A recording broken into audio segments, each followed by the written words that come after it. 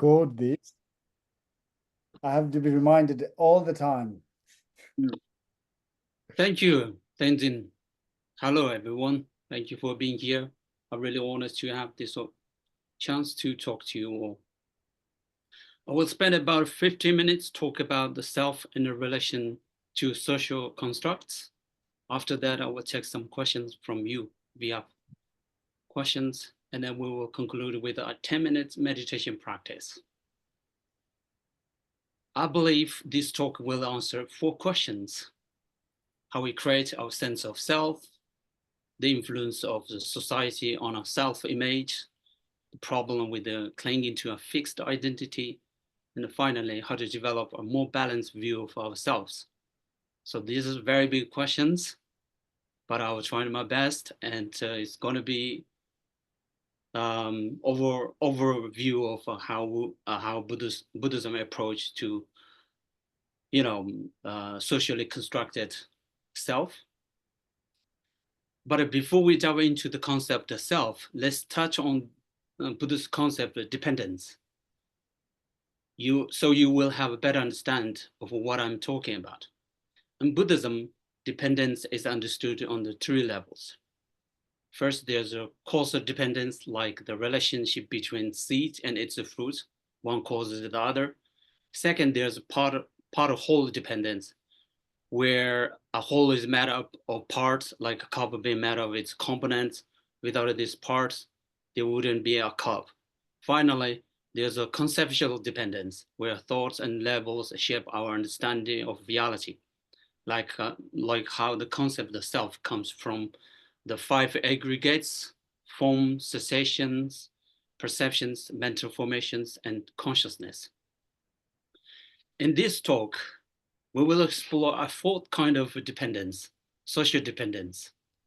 Social dependence has 2 sides: biological dependence, since we are naturally social beings by evolution, and socially constructed dependence, because we belong to a specific society with something that is shared with a specific human group, and independently we exist, and that constructed, socially constructed self exists independently from other society, other human group. Our biological dependence is our inherent nature, which we share with all other creatures. Our socially constructed dependence is found through mutual agreements with a particular human group. Often we find ourselves more influenced by social constructs than by our biological nature. This leads us to focus more on our social constructed self than our biological self, making the socially constructed self feel more real. So let's break this down further. Buddhism explores how we conceptualize ourselves, which is a deep question in both philosophical and psychological significance.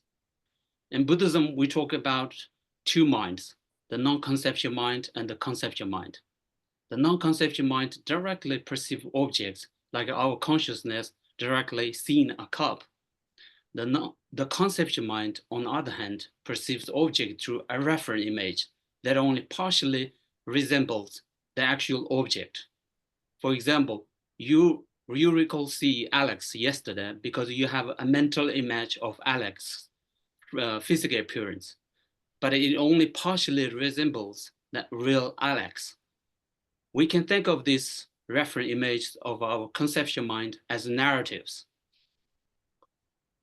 Typically, we think of ourselves through 2 narratives: the individual and the broader social. Let me use myself as an example. If I get a promotion at work, I might start to see myself as a successful person. This label can influence how I view my abilities, behaviors, and self-worth. On the flip side, if I face a challenge, I might think of myself as a failure, which can affect my confidence and how I tackle future challenges. These labels aren't fixed realities, but mental constructs based on my experience and my perception and my thoughts. They shape my self-image and how I interact with the world, even though they're just ideas created in my mind. In general, there's nothing wrong, inherently wrong with this narrative, but when they become too strong, they lead to a strong attachment to the image of myself as a self-confident person, and to the image of myself as a self-confident person, and aversion to see myself as a loser. The first narrative can bring pride, leading to arrogance or self-centeredness. The second narrative can bring humiliation, leading to anxiety, depression, and so on. I also see myself as through my language, beliefs, values, and culture, all of which are social constructs. I share this with a specific group or race through through mutual agreement. I give a value to these socially constructed realities, and in return, they shape my identity, ideas, and concepts, like being Tibetan or Buddhist. As a social creatures, we accept the societal norms, roles, and expectations to fit within the broader social system, and this influences how we relate to ourselves and others. The problem comes up when we get too attached to our socially constructed self. For instance, even though I may live in another society and benefit from it, like living in the UK, I might have failed to appreciate the benefits of this society because my socially constructed narrative is so strong that I may disregard the values and benefit of this society. In other words, my socially constructed self becomes so dominant that it may clash with other socially constructed values, cultures, and beliefs. Social media is a clear example of this.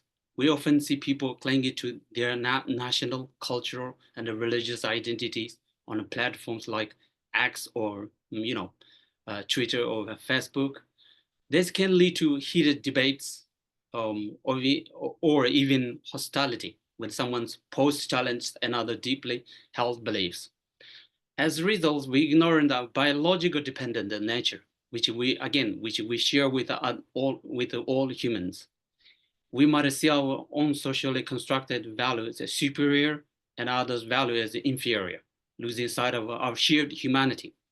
As His Holiness Dalai Lama says, we ignore our shared humanity, the desire for happiness and the wish to avoid suffering, and fail to consider other perspectives,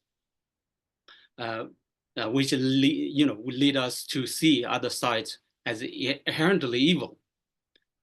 We ignore our biologically dependent self, the real self we share with other human beings, because we too focus on our socially constructed self.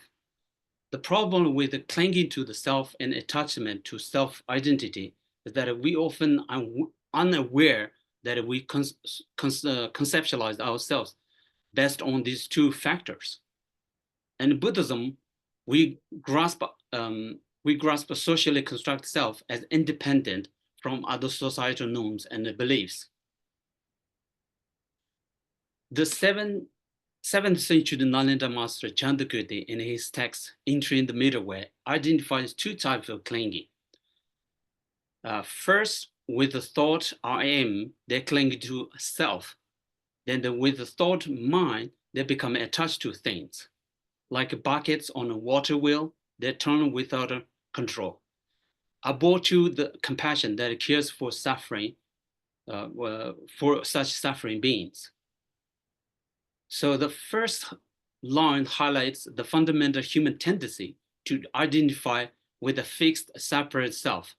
This sense of independent individuality is the root cause of unsatisfactoriness. The second line expresses that once we establish a sense of independent self, we begin to claim possessions and experiences as mine. The water wheel metaphor illustrates that we are caught in a constant cycle of desire and aversion, driven by our attachment to self and possessions. The final line expresses reverence for the compassionate mind that seeks to elevate the suffering of all beings, recognizing the universal nature of human experience. So overall, this line shows that we trapped in the cycle of clinging to self and possessions, which makes the self, all of us, as an object of compassion, because it creates conflict that disrupt our innate nature or biological nature. In the sense, all human beings or all sentient beings object with compassion because we have the same cycle of clinging to self and our and the possessions. It blinds us from seeing ourselves as interdependent self rather than independent self. Recognize that we conceptualize ourselves based on personal experiences and broad social constructs leads to a free self or dependent self. For example, if someone mean to you based on your religion, this person confuses your real self with your socially constructed self. This person keeps remind you that your identity is your religion. We constantly label and conceptualize ourselves based on the perceived opinions and the reflections of others. We define our sense of self based on how we believe we appear in the mirror of other person's perspective. The problem with this the dynamic is that our sense of self becomes overly reliant on external validations and social conditioning rather than being rooted in our own authentic experience. We ended up defining ourselves based on a kind of a mirror of other people's assumed opinions rather than knowing ourselves from the inside out. For instance, the number of likes, shares, and followers on social media, we can easily become a measure of our self-worth, especially for young people.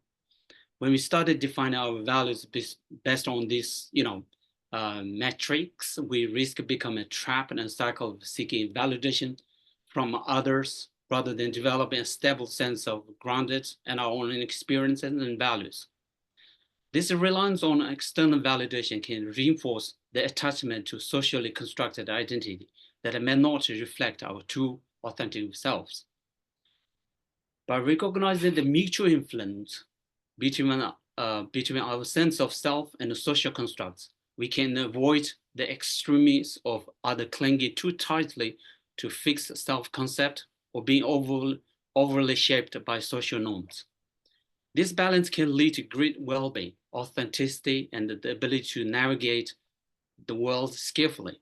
To cultivate a more stable and empowered sense of self, it is important to question this habitual tendency to label ourselves based on others' perceptions. We need to develop the ability to observe our thoughts and feelings without automatically assuming they reflect our reality. Only then we can begin to know ourselves independently of social constructed and judgment. So in a brief, clinging to self triggers self-loathing, depression, hallucination, anxiety, and worry. Clinging to socially constructed identity triggers wars, discrimination, dominance, and authoritarianism. So how do we deconstruct these narratives? Buddhism offers two approaches that it can also apply in secular terms, philosophical and psychological. Philosophically, the basic nature of the mind is knowing and luminous. The mind is flexible because it can be transformed as it is basic nature isn't inherently affected or diluted by negative mental states like anger. In other words, the mind has the capacity to develop a positive mental states like compassion. Psychologically, since the mind is transformative, we need to take advantage of this by training the mind through practical actions like meditation. Meditation in Buddhism means familiarization. In Tibetan word, gompa, we need to familiarize ourselves or keep noticing that we label ourselves based on our own experiences and social constructs. For example, we cannot stop the rain, but we can protect ourselves from its effects. So in the conclusion, our sense, our sense of self is heavily influenced by both personal experience and social constructs, often leading us to identify more with the other socially constructed self than biological nature.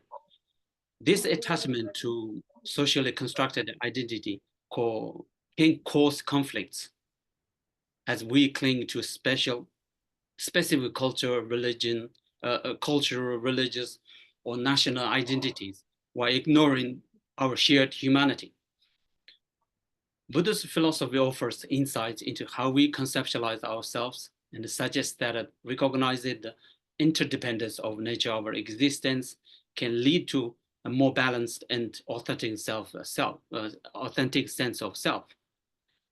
But cultivating awareness of how we label ourselves based on a personal experience and social constructs through practice like meditation, we can develop a more flexible and compassionate understanding of ourselves and others. Finally, I will leave you with a quote by the Buddha. Holding on unto anger is like grasping hot coal with the intent of throwing it at someone else. You're the one who gets burned. Thank you. So now let's move on to the Q&A section. If you have any questions, then we will do 10 minutes meditation practice. Great. Yeah, thank you. So if you have any questions, you can ask. Then if we don't have any questions, we could go on a meditation session. But yeah, I think it's a great idea to ask some questions. The terms and everything is quite philosophical. So if you have some sort of a debatable questions, would be much better, even better. Yes, yes. We can debate. Thank you for your talk, Geshe. That's very interesting. Could I ask, because we're studying language at the moment, and in the West, we have quite a strong grasping to the self, I think, but in Tibetan, you have the dak and the shen, and do you think that makes a difference to how people view the self, having like the language where you have to think about the shen perspective as well as the dak perspective? Does that make any difference, do you think, compared to the West, where we only look at things from our own perspective? Yes, in a way, yes, I think so. You know, again, I'll take myself as an example. As I grew up, all of my teachers all the time taught us to be, be someone to benefit you to the general society instead of, being just narrowly focused on individual benefits. Well, that's the main message of Buddhism, isn't it? So, but overall, I can't judge, right? I can't judge. Everywhere you find, some people very individual, some people very,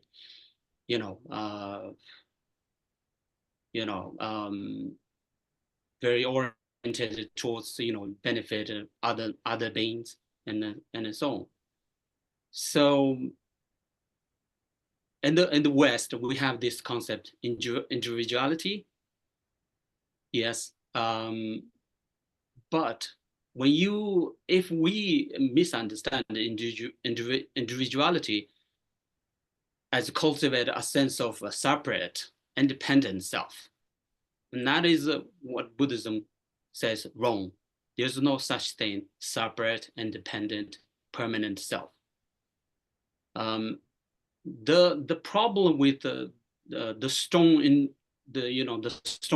sense of individuality is the self-centeredness. So we need to distinguish between self benefits and strong individuality, right? Of course, we need to develop ourselves. We need to we need to become independent, financially independent.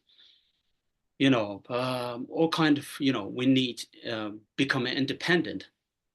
But if you take that concept and become independent, for example, financially independent, as something that cherish yourself and disregard others, and then that's a wrong perception, wrong concept, because it causes you to cling, to attach to yourself more.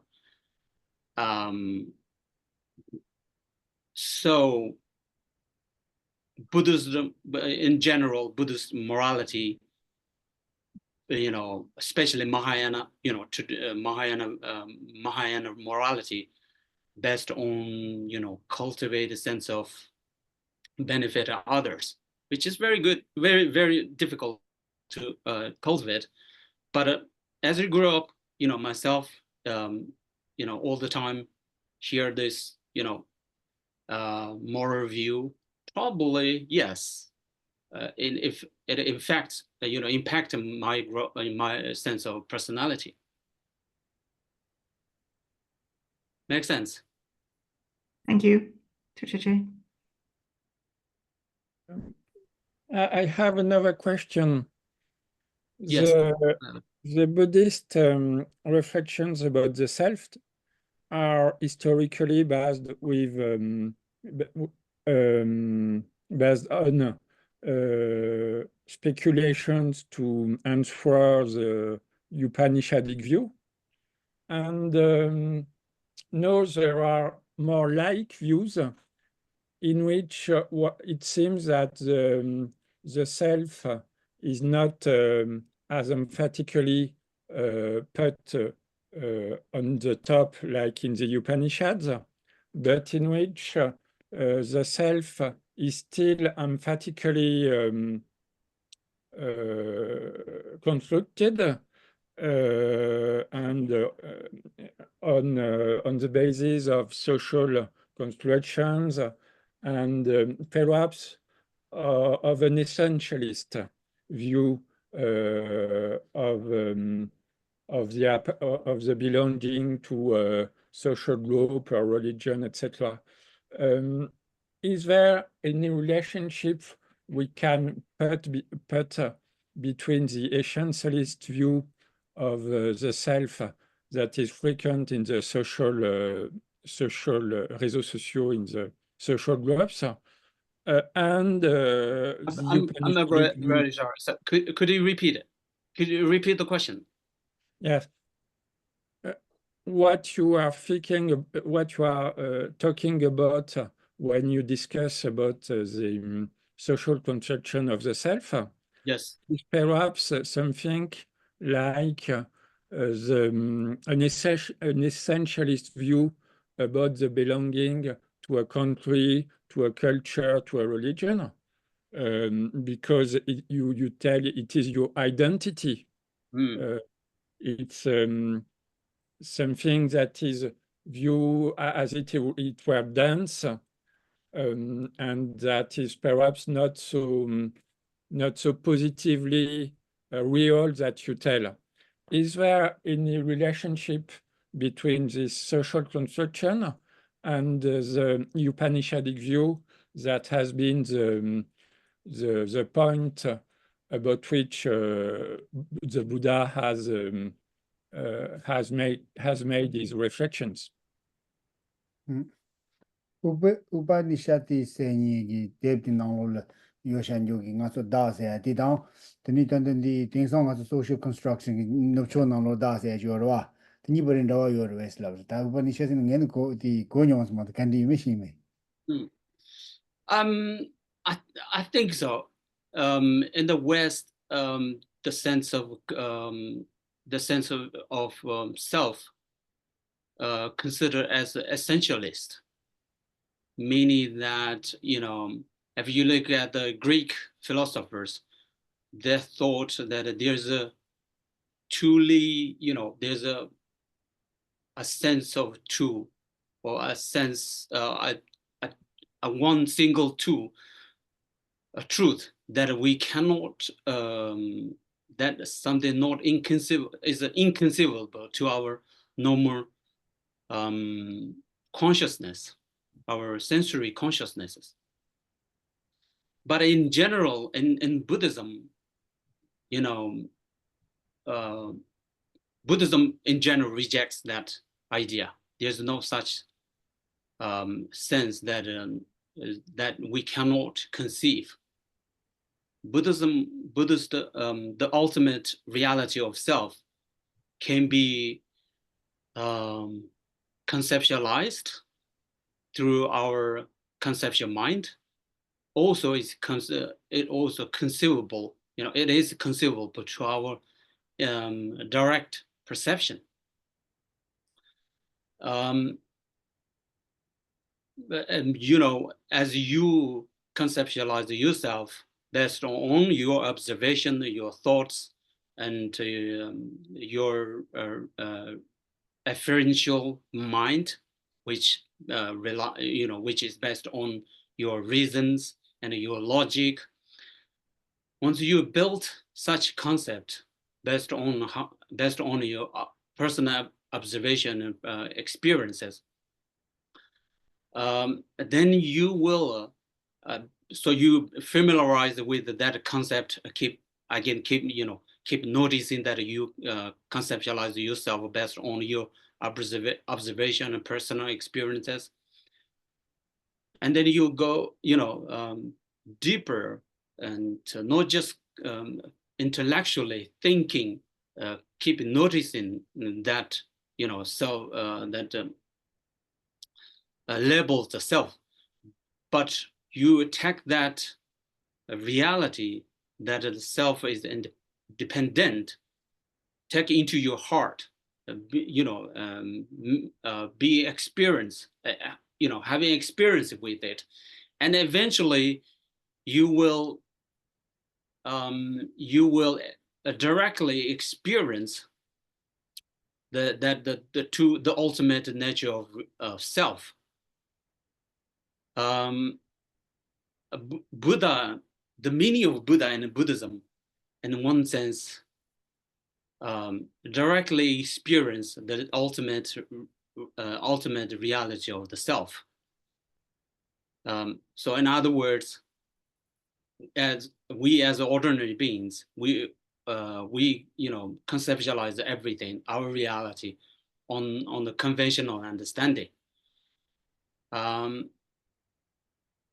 But that is not our reality, in a sense. What is our reality is what our reality is, the ultimate reality, the reality that is dependent on other factors.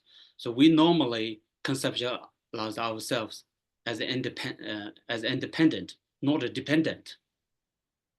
So in a sense, the cultivated sense of individuality is to become independent, in a sense, right? In the West, everywhere. But if you take again the independent self as real, so that is not what we mean. There's not real self according to Buddhist perspective. Yes, there is a Chitta, but there is not Atman. There's a misunderstanding, which is very important to clarify. What we usually say is, we don't say self doesn't exist. That's very important to understand. What we say is self doesn't exist inherently from its own side. Mm-hmm. So you see the difference? Mm-hmm. Yeah. Okay. We accept dependent self. We don't accept independent self. Okay. Can I just ask whether, Geshe, in your talk, are you trying to help us to identify the object of negation? In other words, the inherently existent self, not only through understanding its dependence on the aggregates, but understanding how we superimpose a socially constructed dependence. In other words, mainly through our views, Mm. you know, left or right, or what we believe in. And is that why you're teaching this? To help us to identify the object of negation of Yes, the in a sense, yes, self? absolutely. Yeah. You know, when we think we somehow influenced by our culture, what we say is, you know, we exist independently from other societies, other social values and cultures and religion. But in reality, we're all the same biologically, naturally. But we ignore that shared commonality. Yeah. We don't see the commonality between me and you who share, who value different cultures. Yeah. So that's the root cause. That's the negation of fixed self. Yeah. Yeah. So you're trying to loosen up, Yes.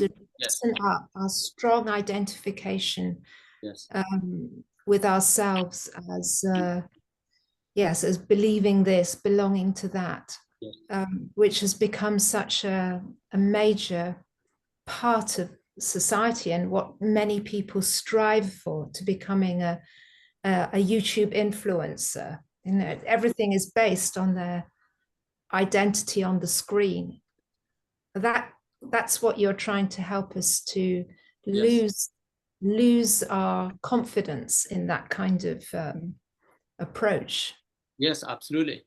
If you look at the process that is going on in the UK and also in other countries, like a war that between Ukraine and Russia, and also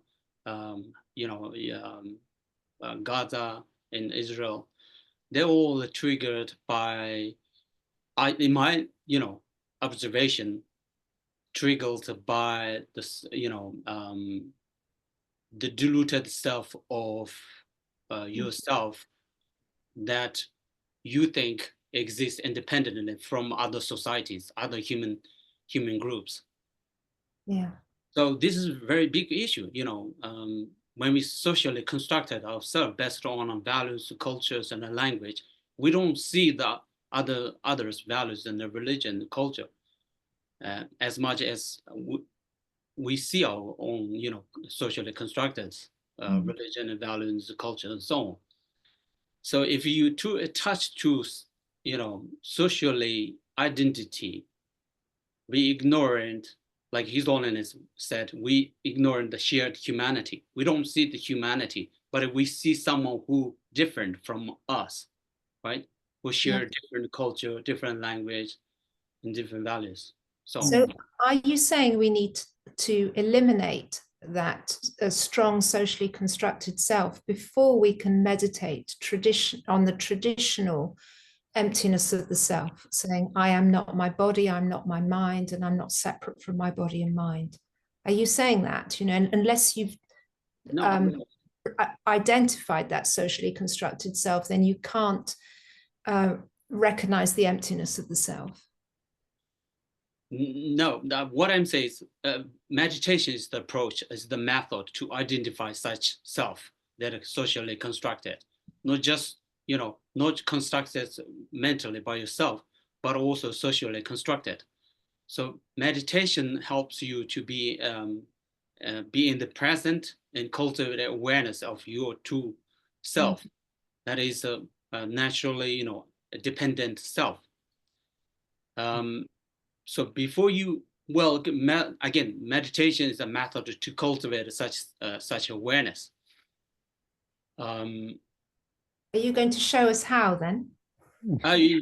Yes. Yeah, I think this is a good time. This is a good time. Okay. So it's almost 5. So we'll do a how long ever meditation we need to do. We'll do that, and then as you, yeah. So maybe you can just start the meditation. You can go to sleep at the same time if you want. Dissolve into the selflessness of of yeah, selflessness. And okay, good. So how will you want to instruct that? Anyone ever done meditation before? All of you try to meditate before. Good. Okay. So I haven't made much Buddhist meditation before. Okay. okay. No worries. This is going to be secular meditation. Okay, let's find a comfortable posture yourself. You can sit on a chair or on a cushion. Doesn't matter. Just be relaxed.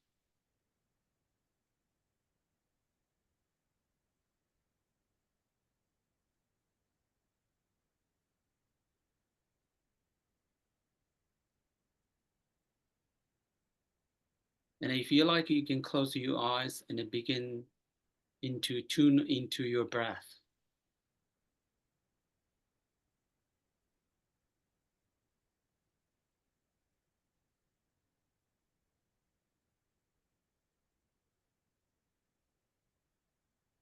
And also, if you like, you can take 3 deep breaths.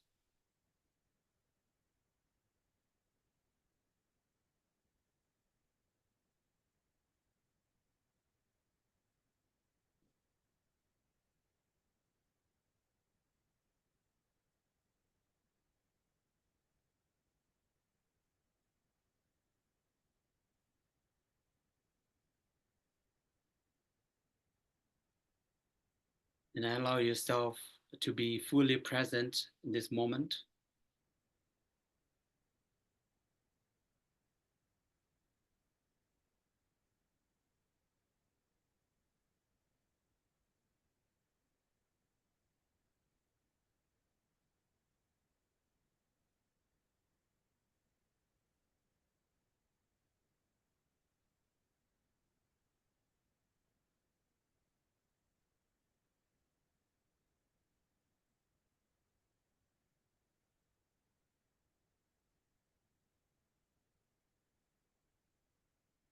When you breathe in, notice that you breathe in.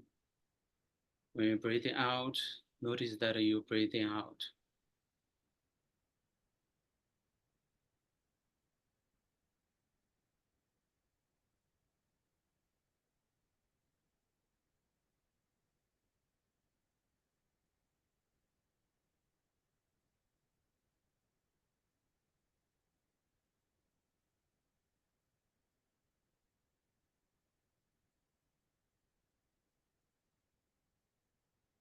Now let's consider one of the identities you commonly associate with yourself. It could be your job,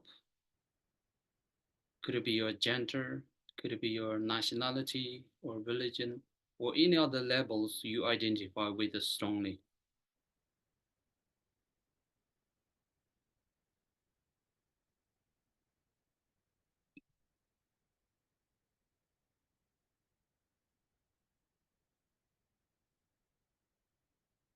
As you hold this identity, this label on your mind,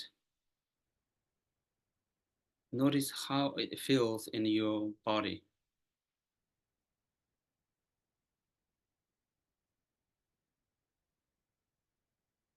Do you have any specific sensations, emotions, or thoughts that arise when you think about this identity? Just simply observe it without a judgment.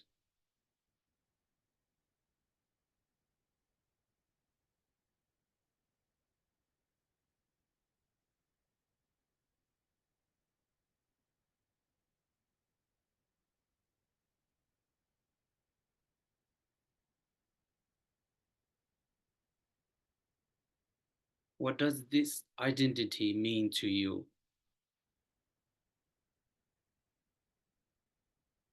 Take a moment to reflect on this.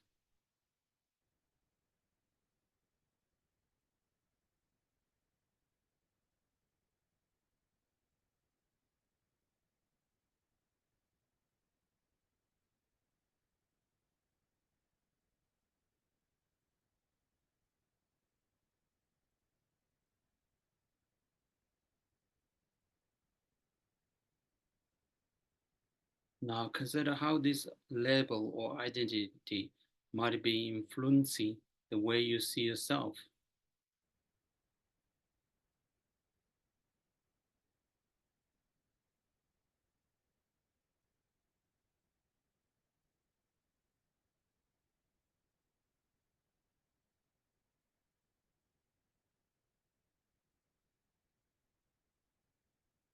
Acknowledge that while this identity may have a value, it is also a constructed an idea that you and others have agreed upon, but are not entirety of who you are.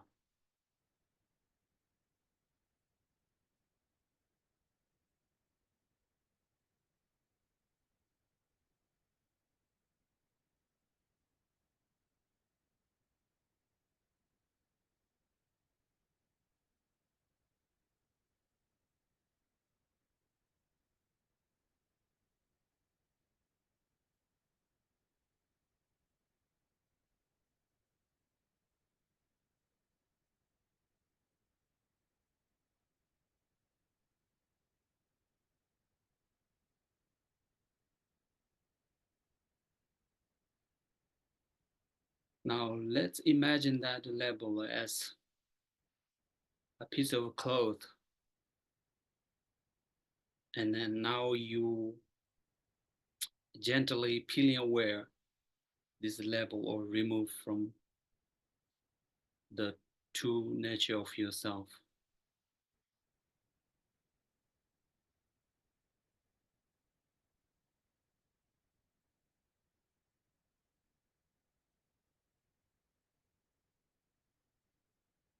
And I feel a sense of lightness and freedom as you release this the attachment to this label.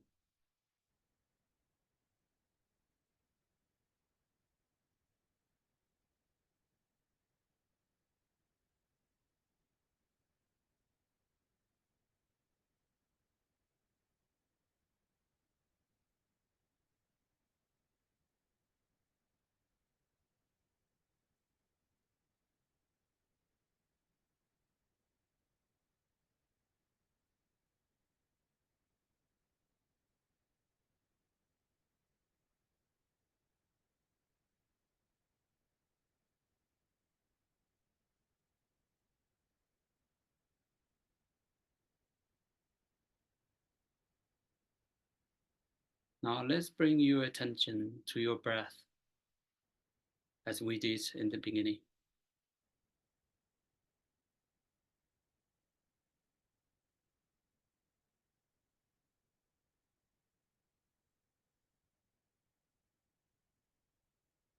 Notice seeing the sensation of your breath moving in and out.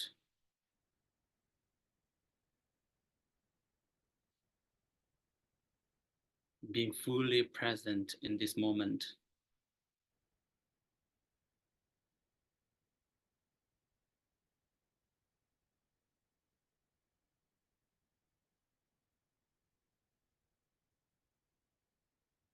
When you're ready, you can gently open your eyes.